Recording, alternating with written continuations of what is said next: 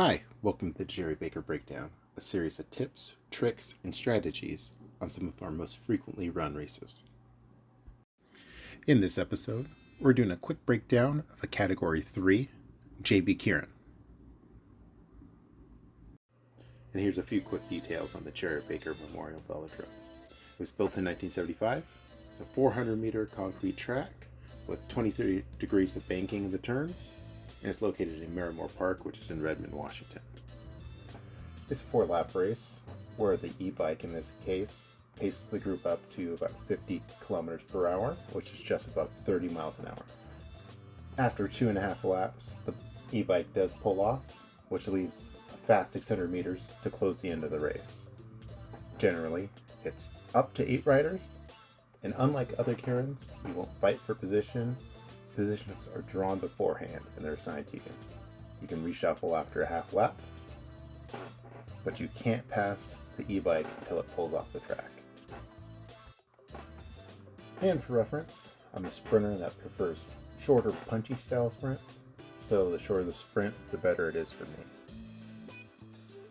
So I'll kind of talk over the race as it goes on. Here I have a draw of 3, so it's one of my favorite spots, being right in the middle. You have a close eye of the leader, so after the bike pulls off, there's a weird split, or the front starts to try to ride away with it. You have an eye on it and you can act accordingly. The biggest challenge I have is to not get pinned in by the riders behind me. So as they start to make their move and come up at the top, I have to be cognizant of my spacing to not get pinned in the sprinter's lane. And here we go. I'm kind of tucked in. I'm watching the guys in front of me. I know they're pretty aggressive. So as the bike is still on the track with us, I'm making sure my wheel is on the top line of the sprinter's line. At the very least, I know it gives me a little bit of room to negotiate with anyone that may try to come over early. And as we roll and watch right here, Tyrell's on the front, Peter is behind him. We're 2 very strong riders, watching to see if they're going to go and attack into the bike right before it pulls off. So I'm watching them to see what their strategy and how it's going to play out.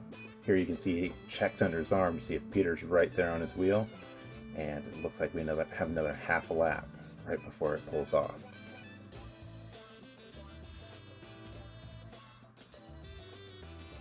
See if here you see my wheel poke out a little bit to make sure I have some space to make it pass if need be. And here we come into the last lap. I see Peter move out and he instantly attacks. 400 is not my style of how I'd like this to play out, but if he's going to make an attack early, I'm going to try to use him as a lead out. You can see I'm a little high on the track already. I should be right on his wheel as he's making his pass. But luckily he provides a decent enough draft that it allows me to slingshot past him right at the finish line and get him by a tire. Getting close one's always fun. So what we'll do is we'll run that back to right before the bike pulls off and let you watch the final moments of the race with the announcer. Thanks for tuning in to Jerry Baker Breakdown.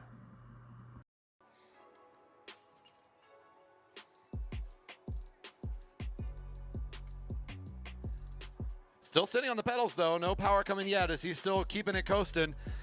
And the acceleration still yet to come as the field will be hitting the home straight, looking at that bell. Here it comes. Peter Gilchrist starting to line things up. He'll accelerate over the top.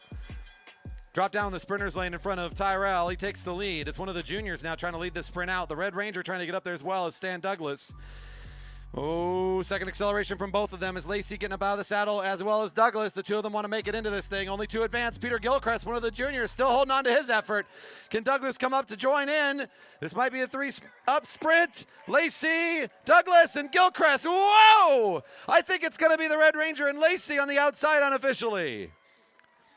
He's throwing it to the fans. Come on, folks. I think it was our rider in red. He had just enough at the end there. Gilchrist looking awfully close to making it in on that one.